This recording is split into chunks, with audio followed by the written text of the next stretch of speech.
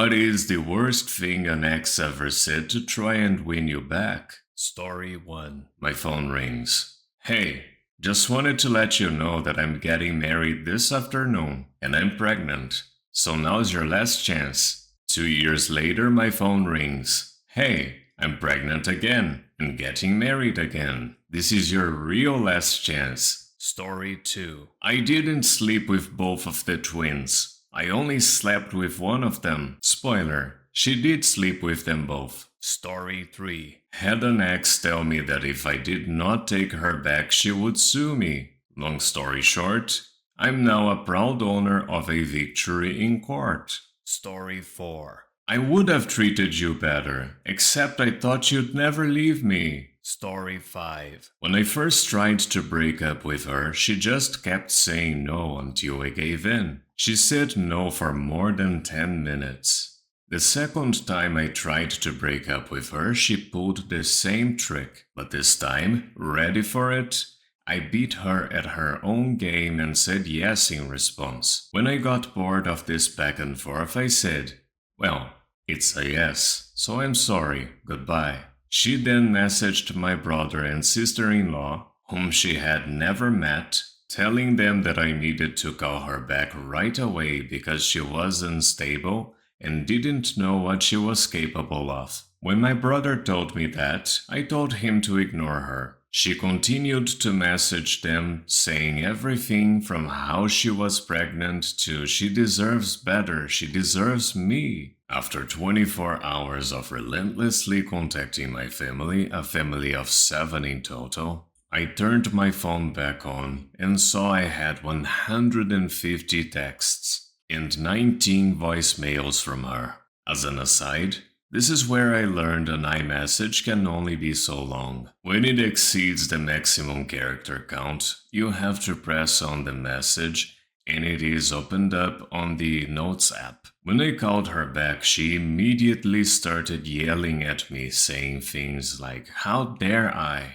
Who do you think you are? She deserves better." I told her I would hang up and block her everywhere I could if she didn't stop yelling at me. I called to have a conversation about why I wanted to break up with her, so she could get some closure. She calmed down and in the coolest tone I've ever heard her speak, she told me that she would tell her dad that I was physically and verbally mean to her if I didn't get back together with her. Her dad was not a partially big or scary guy, but he works with my dad where I also work, and it would have been a career ender for me if they had believed her. I decided to roll the dice and tell her that her dad knows she has mental issues, and there's no way he would believe her. I knew her dad before I knew her, so I was 25% confident he would take my side. She did have mental issues. For whatever reason, she believed me and went back to crying and yelling at me. I said goodbye, please don't contact me again. After 6 more months of repeated attempts to contact me, I found out she got engaged to some poor guy. I don't know how, who, why, or when it happened, but I was happy it was finally over for me. Unfortunately, I was wrong. She would still follow and unfollow my girlfriend and her dog's Instagram account, as well as like and unlike 2-plus-year-old pictures on their accounts. She is now married, as of a few months ago, and is still pulling this kind of stuff up every once in a while. If she wasn't so messed up or if I didn't respect her dad so much, I would have contacted the guy she married and told him. But at the end of the day, it's just not worth it. I may have handled it poorly, but she was a complete nightmare to date. She had crazy mood swings, would yell at me in front of my family and friends, was incredibly bossy, and we had nothing in common. Only a crazy person would think the relationship was going somewhere. TLDR,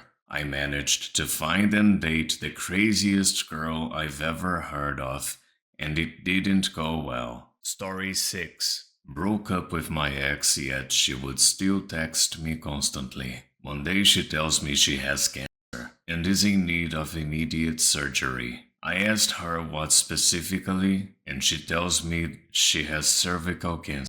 I asked for facts and she throws some at me. What she neglected to remember was that I worked in medicine, in a surgical unit, with two OBGYNs. I helped them daily performing the exact surgery she said she needed. When she was done, I replied with a very long text, detailing how everything she said wasn't factual. Never heard from her again. Story 7. He broke up with me by sort of ghosting me after 2 years together. He wouldn't show up when we had plans, then text me later and apologize, and say sweet things but go on to ignore my calls for a week. He set his status to single on social media, so I figured it was done and deleted him. Almost a year later, he sent me a text saying he was sorry, that he was willing to talk and answer any questions I had, and that he regretted what he did because I was the second best girlfriend he'd ever had. I'm not even kidding. I told him I didn't need his answers and didn't want to be his friend.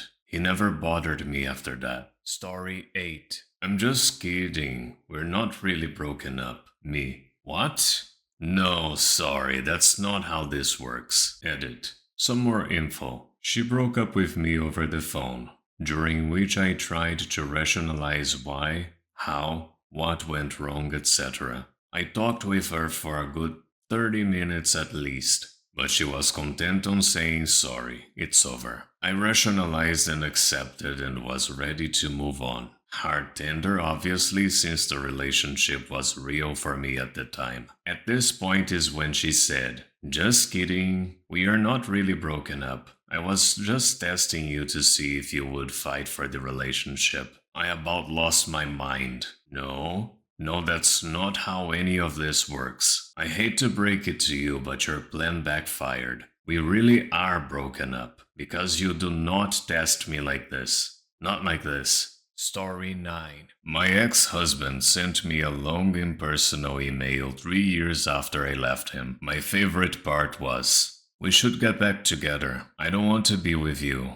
but by some miracle of God, I might grow to tolerate or even enjoy your company." He was serious.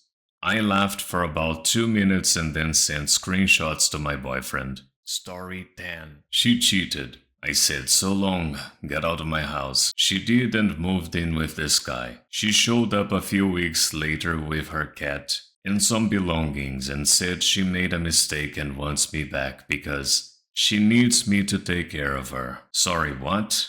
You're trying to move in while cheating on me and simultaneously asking me to pamper you? Story 11. I just don't think either of us have the right mental state to date other people right now. Come home, please. Bring McDonald's. Story 12. I just missed the boy I used to know. Then she turned around and walked away. She later texted me, "I wanted you to run after me." Story 13.